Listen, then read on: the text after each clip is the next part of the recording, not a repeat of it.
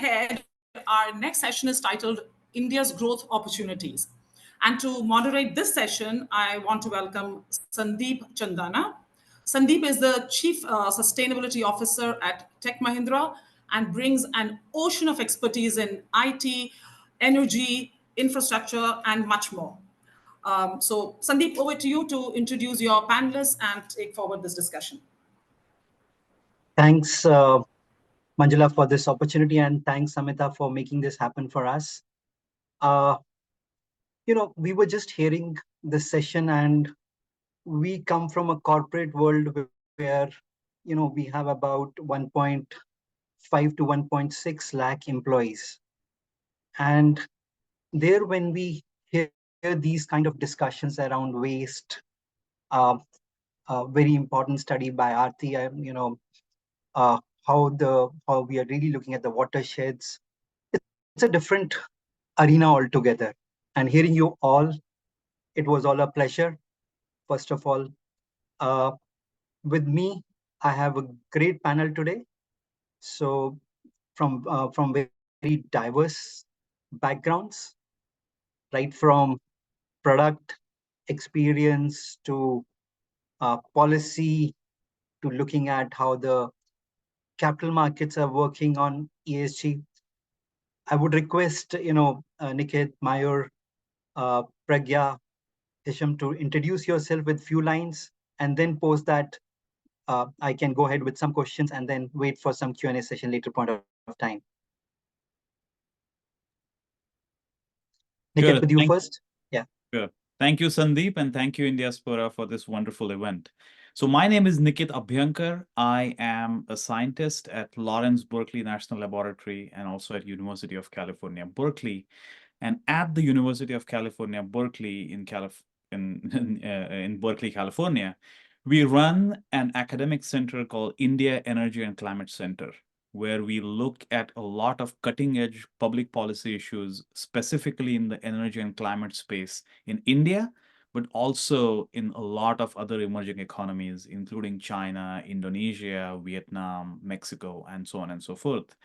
And through that, I think one of the most interesting kind of research findings that we usually, especially in case of India, what we find is India is literally at the cusp of one of the historically unique opportunities to leapfrog to a cleaner, more sustainable and affordable, inflation-proof and indigenously developed energy system that no other country has enjoyed this advantage of, including China. And that's what makes me super excited to work in this space and to be talking with you all. Thank you. Thank you, Nikit. Mayur? Thanks, Sandeep. Thanks for the warm introduction, and thanks a lot, Indiaspora, for organizing this such amazing lineup. My name is Mayur. I'm based out of Singapore. I'm an accidental entrepreneur for the last 5-6 years, but spent a decade or slightly more than that doing mergers and acquisition advisory based in India, and then doing turnaround management in Southeast Asia, which has been home for the last 10 to 12 years. And I think being based in Southeast Asia, which is one of the most vulnerable regions to climate change, was kind of marked my foray into the space. But what I do is I spent and enjoy the most part as building early stage climate tech ventures. That's what I do. But in a personal capacity, I also advise and invest and syndicate capital for early stage climate tech investment, largely focused in Southeast Asia. But like I said, building is a passion. That's something that I enjoy the most. What Vishal was talking about, behavioral change, is something that I came across around 5 years back, 6 years back, that if we want consumption or the sustainable consumption problem to change at a systemic level, behavioral change is actually the real path of doing that. And that goes across multiple sectors, right? It ranges from how people use energy to how they purchase personal care products. So that's what I do. I run the organization called the Green Collective, wherein in a larger picture, what we're trying to work on is, can the entire consumption and the retail ecosystem that we have be engineered for very short supply chain, wherein the raw material and the supermarket are extremely close to each other. And as disruptions to supply chain, climate change issues worsen, can we create an ecosystem through which micro SMEs or small sellers be accelerated and connected to mainstream commerce. So that's what I spend most of the time doing. Really looking forward to this discussion. We had a great pre-panel discussion, so looking forward to getting in depth into that. Same here, Mayur, and I'm looking forward for a few questions to ask. Pragya. Thank you so much, Sandeep, and it's such an honor to be here at this panel today.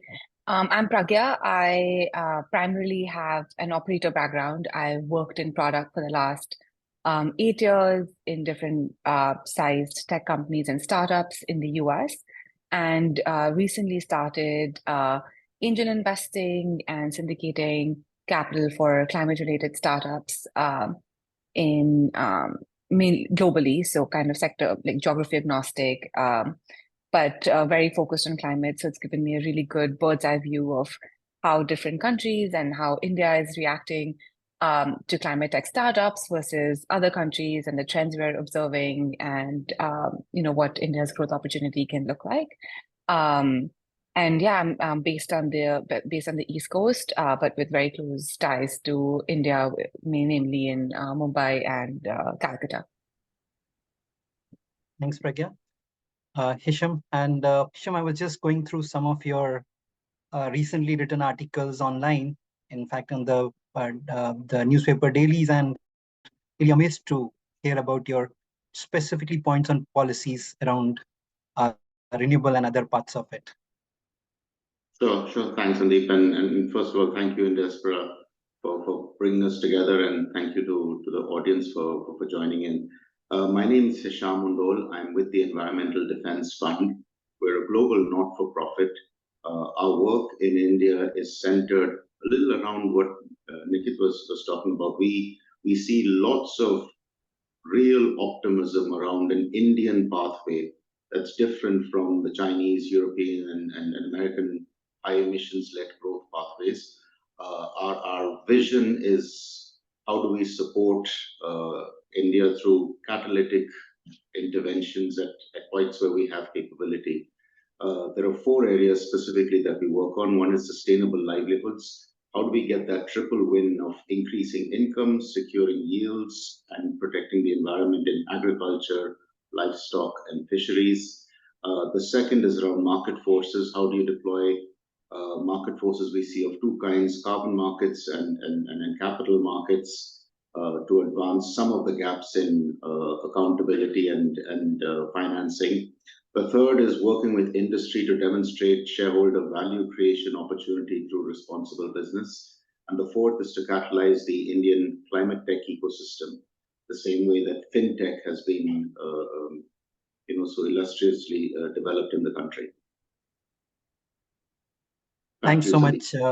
Thank you. Thanks, Hisham. I was just doing a social media post in the morning, and I was just doing, kind of a research. And see, one part is very clear that India GDP, which is going at a pace of about, say, 8.4% in Q3. And I think so very soon we would be the 3rd largest economy within next 5 years if we keep moving at this pace.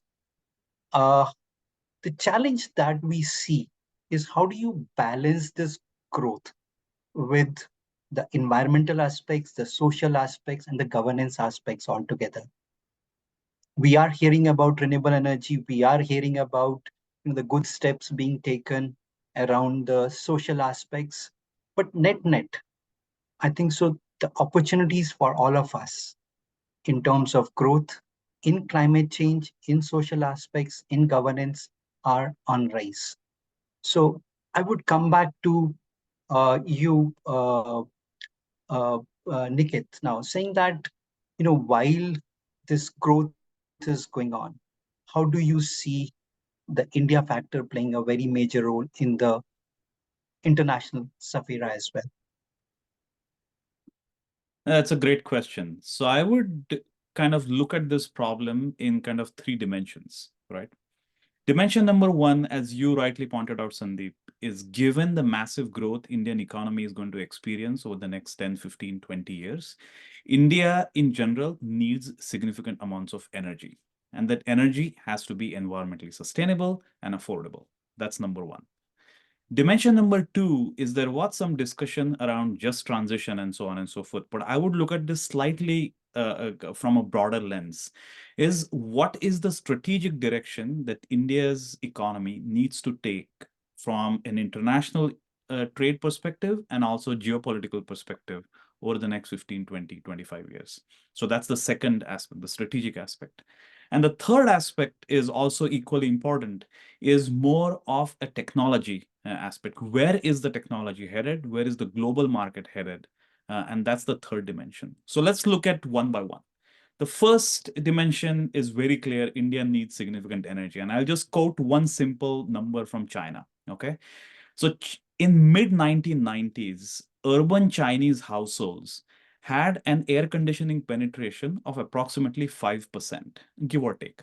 That means only 5 urban Chinese households owned an air conditioner in, say, 1993, 1994 or so.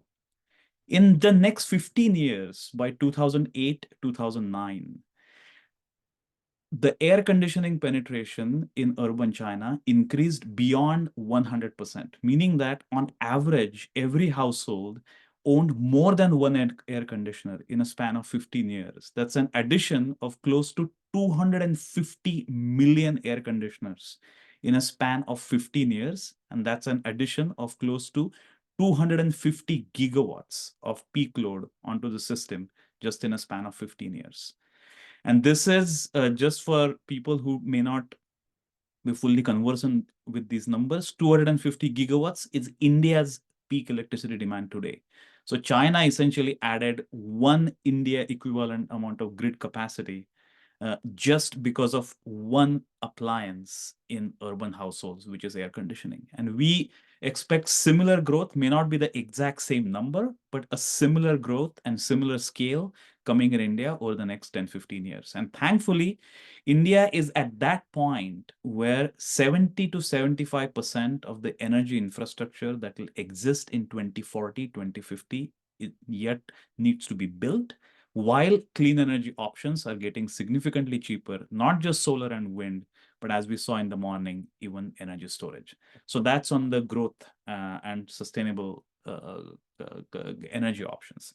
The second and equally important is the strategic aspect. And that also has links to just transition. So India's auto sector, for example, nearly 30 to 40% of India's manufacturing GDP essentially comes from India's auto industry, either direct or indirect. So until 2020, India's auto exports were nearly 3 to 4 times that of China. And just in the last 3 to 4 years, thanks to the massive production of electric vehicles in China and export of electric vehicles from China, now Chinese auto exports are now 4 to 5 times that of India. And Indian auto exports have largely been flat for the last 10 years. Now, Chinese auto exports rival that of Japan and Germany. So even from a strategic perspective, it's imperative for Indian industry in general to transform and to choose the technology that the world actually needs. And this leads me to the third point, is where is the technology headed? Where does the global market headed? And that's where it's very clear where the global market is headed. Obviously, in the EV sector, in the electricity sector, may it be batteries, may it be solar. So I'm very glad that India has taken the lead in solar panel manufacturing. India should not miss the bus, pun intended, in electric batteries manufacturing, both for auto industry as well as for the grid scale batteries. And India should not miss the bus in terms of new technology development. So in India's engineering prowess and engineering minds, it's something that other countries truly lack and truly envy. And this is where India can also lead in terms of newer technology developments. Could be long duration storage, could be newer solar panels, and so on and so forth. Could be just innovative policy design, innovative auction design that has brought significant reduction in prices that no other country had seen in the world. Very apt points, Nikit. And I think so. I'll come back to you on the next questions, but the key point here is that in case we are looking at, say, the aspect of we have committed, say, 500 gigawatt by 2030 in India. We are saying that we'll be able to meet that much earlier. But is that roadmap very clear? Are there some policy changes needed? We are still seeing that there are some open access uh, issues still persisting. So yes means there are challenges in India, but we have to grow at a quite a fast pace. Mayur, coming to you, a softer aspect. What exactly was your philosophy or intention or your thought process investing into the social aspects or the environmental aspects and into sustainable financing? How do you look at that? So I think it's for me, I'm a big believer in systems thinking, and I know building enterprises, and especially early stage enterprises, with a systems thinking approach means that it will take longer to solve the problem. But when you solve the problem, you can move faster. That's what I fundamentally believe in. Um, and like, for example, Nikit is talking about solar, and one of the things that is still being talked about and things are happening around it is the recycling of solar panels, because many of the solars that is there installed, it needs to be recycled, and perfect recycling of those category of aluminum is something that we need to look into. And that's what I mean by doing LCAs and looking at a systems thinking solution. Um, I feel the reason that's important, and I mean, there's a very simple analogy of how, in systems thinking, of how refrigerators across the world actually have led to one of the biggest reasons for food waste.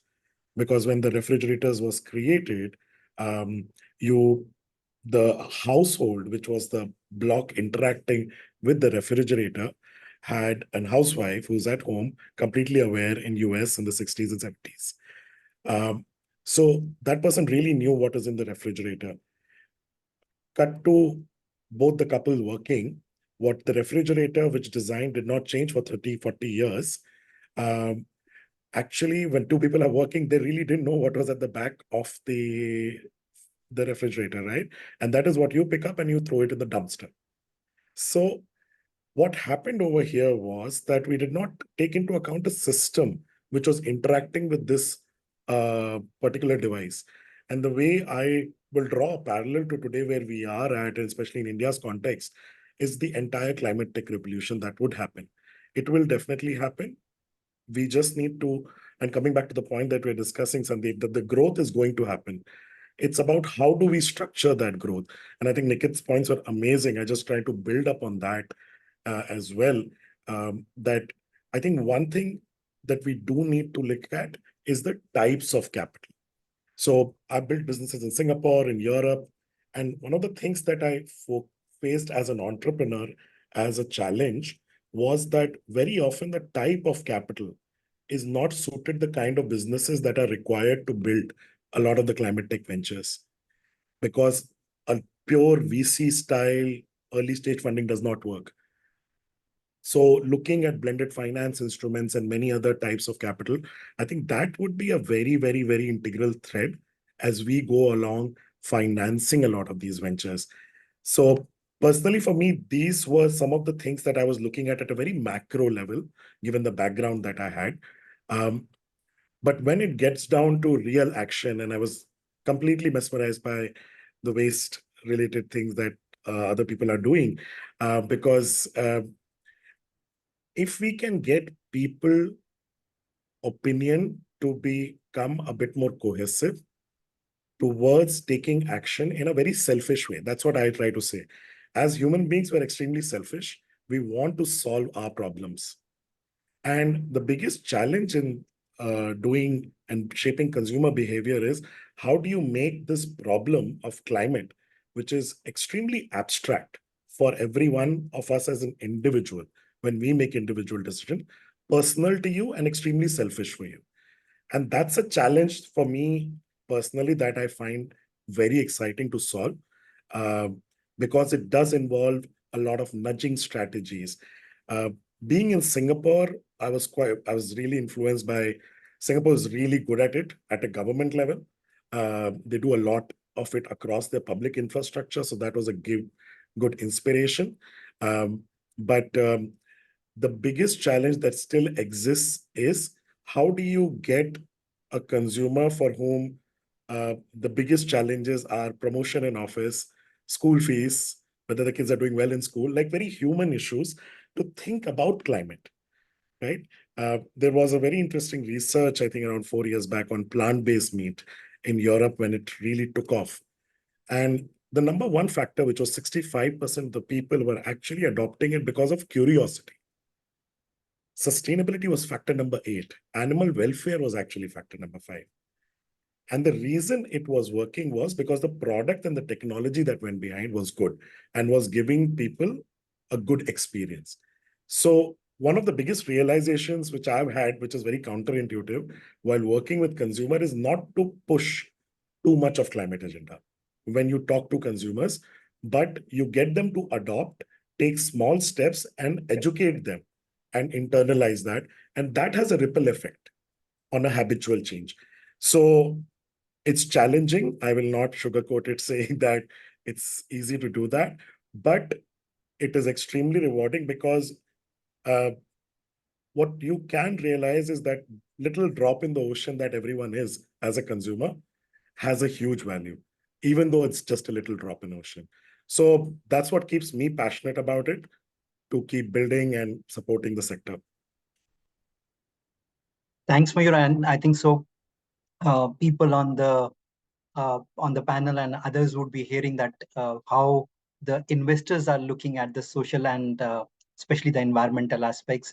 Pragya, coming quickly to you, again a softer angle. How does the awareness on climate, how are the products being designed? And Mayur also spoke about LCA life cycle assessments. And then how is the new generation looking at the whole aspect of environment? And specifically, again, if it comes back to India, do people think that it will impact, or is there still a lot of awareness required? I think that's a really good question, and completely agree with what Nikit and Mayur have said so far. So in terms of maybe like taking a step back, there has been a ton of innovation in the climate sector in India and globally.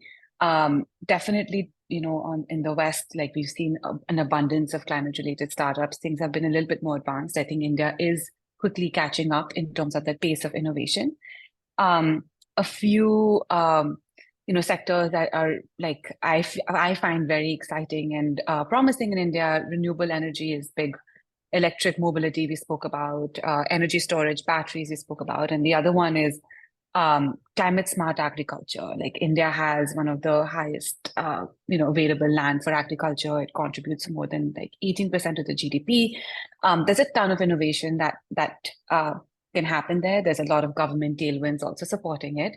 But then comes down to the point of like what Mayur was making was,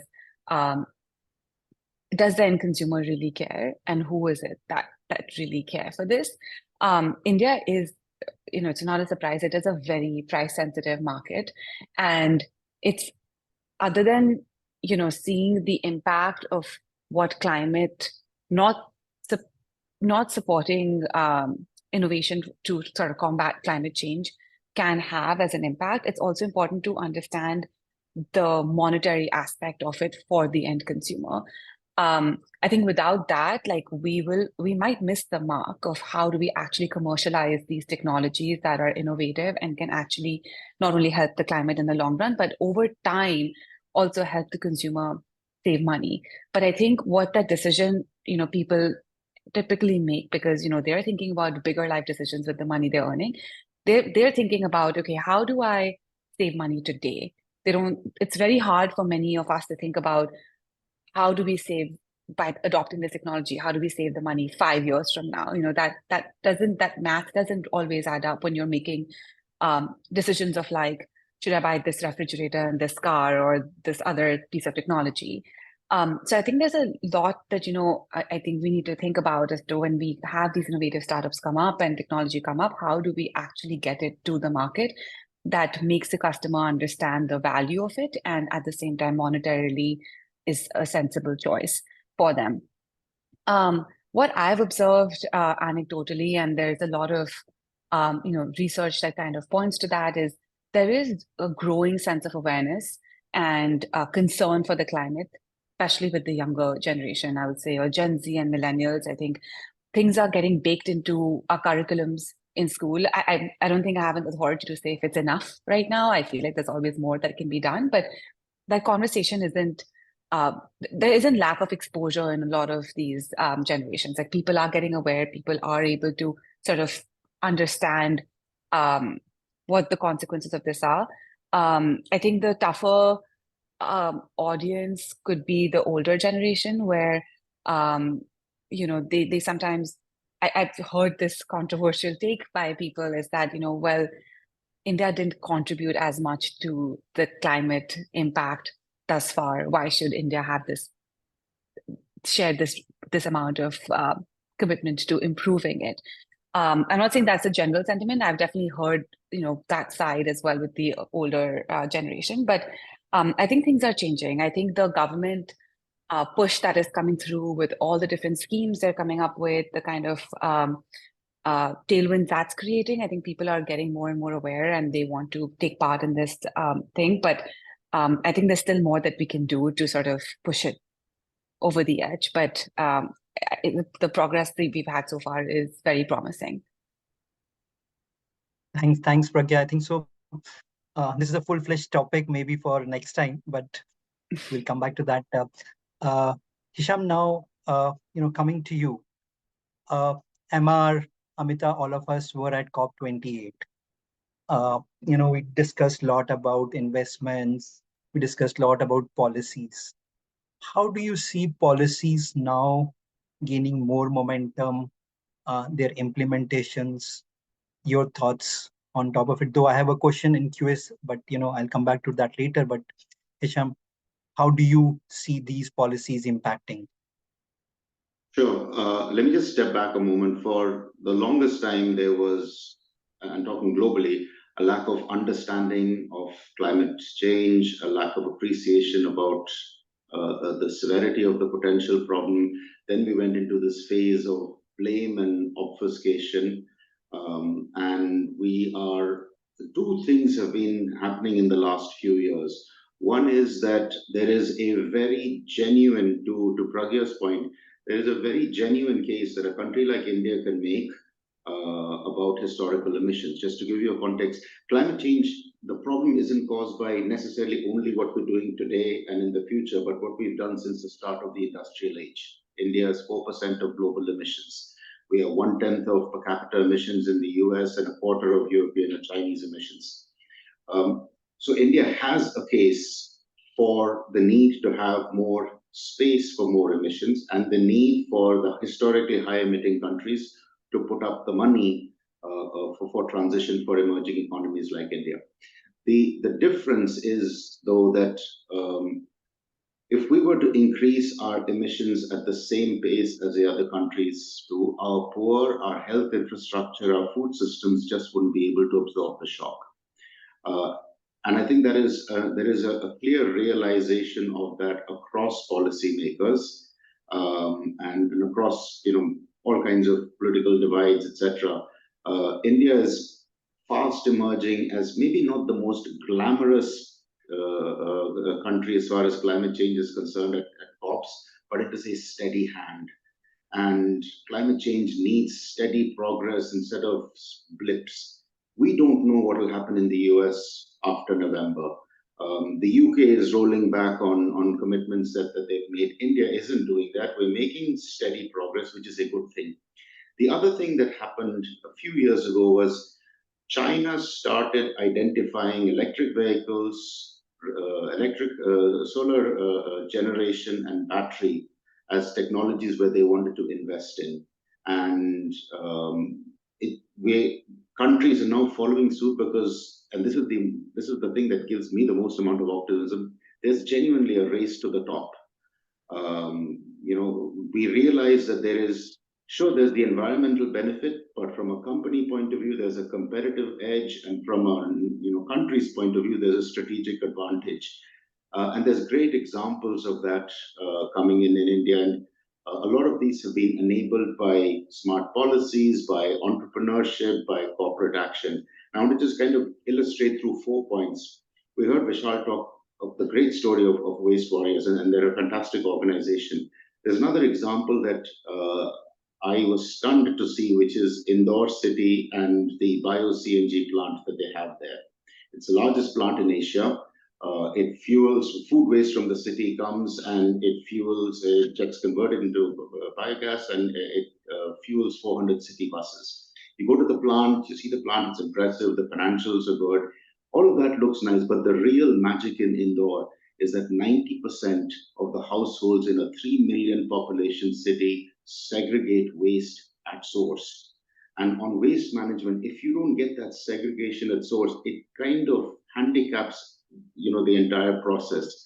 A local city authority didn't invent some fancy new tools. They had the same set of tools that they have for all of their communications, and managed to mobilize an entire population in 4 or 5 years.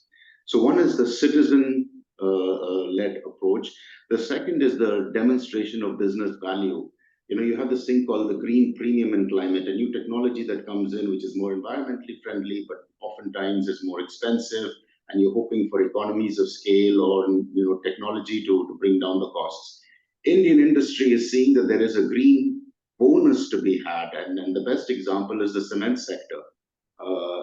The best Indian players are amongst the greenest cement companies in the world, and they do it because 85% of their raw material is waste product, fly ash. 60% is made using renewables, and the overall manufacturing process is about a quarter more energy efficient. This didn't happen because of regulation. It didn't happen because of pressure. It came because companies realized that there was money to be made by going greener. The third is leapfrog technologies. LED bulbs, 200 years, nothing much changes. The Chinese, again, bring down global prices. India does a number of smart things. They direct public procurement. They incentivize local manufacturing and consumers. And there was a lot of promotion of LED bulbs. And it's now a $2 billion industry. And there are households that are transitioning from candles to LED bulbs. And the last piece is we need to innovate for India's context. And the startup ecosystem has been fantastic here. Nikit spoke about the air conditioner penetration, and of course it needs to go and it will increase, but not everyone can afford an air conditioner. And so high energy efficient ceiling fans, through simple tweaks in technology, is now a $500 million industry in the country.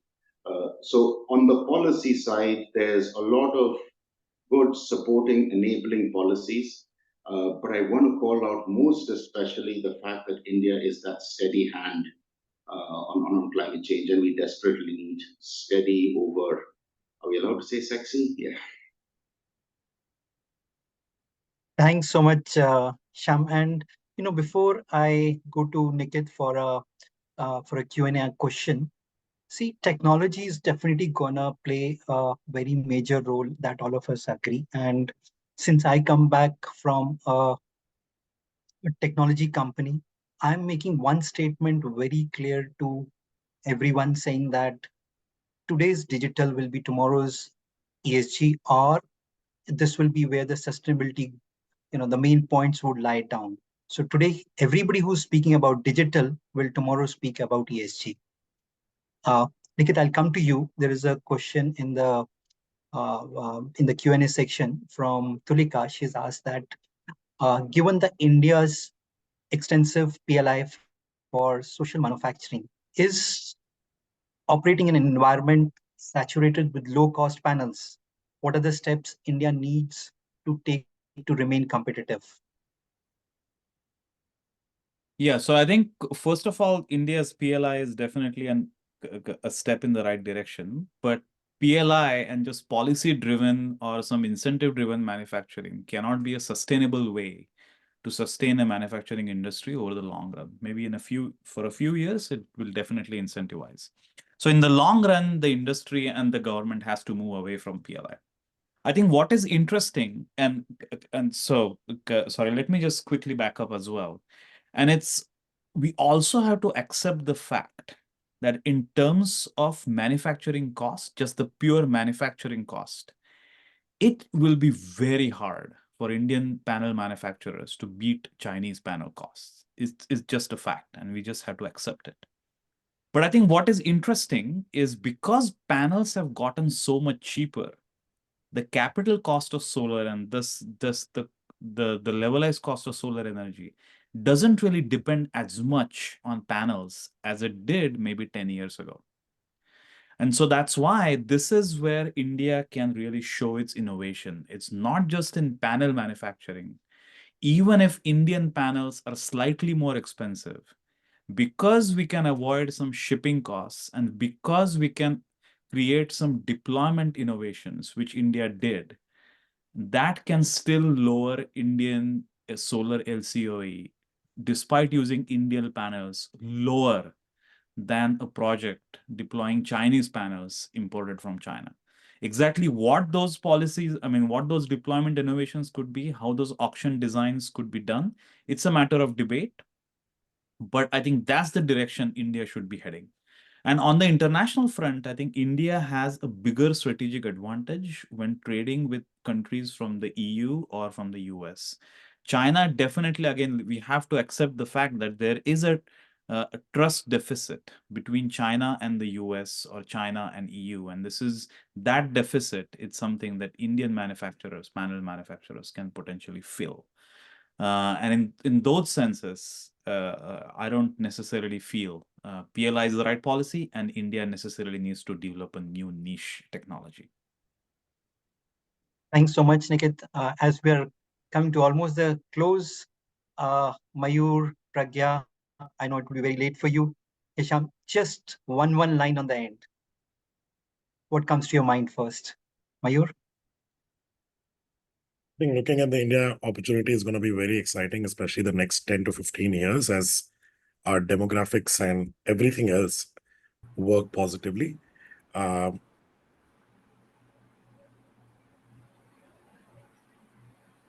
you're on mute. Yeah. Hear me now?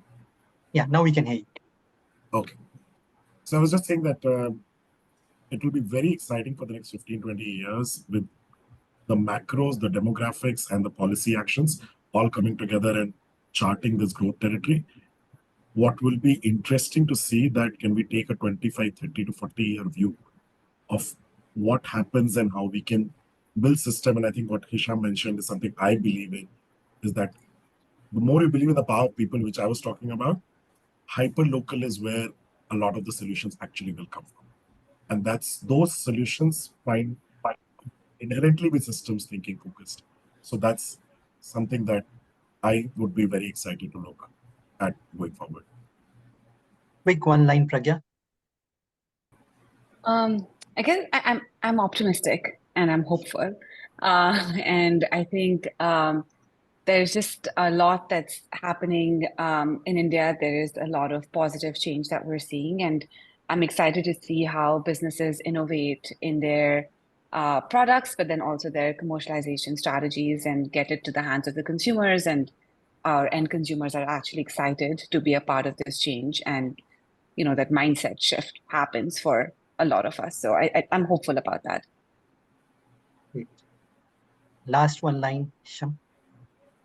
Climate tech has massive promise in India, and we have to get it activated. But it will require us as a country to start spending a hell of a lot more on R&D than we currently are. We are way below most industrial countries.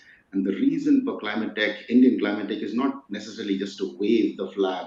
It is because there is massive strategic advantage for the country going forward in huge areas. which will be what will define how the planet moves forward. Carbon capture, alternatives to critical minerals, bringing down the price of green hydrogen. Those are the technologies that India needs to lead on, for which we need to invest. Couldn't agree more, Hisham. And because of positivity of the time, otherwise, again, there's a lot to be discussed about carbon capture. There are a lot of new technologies which are really coming up. With this, thanks everyone for your inputs here. Handing you back to Manjula.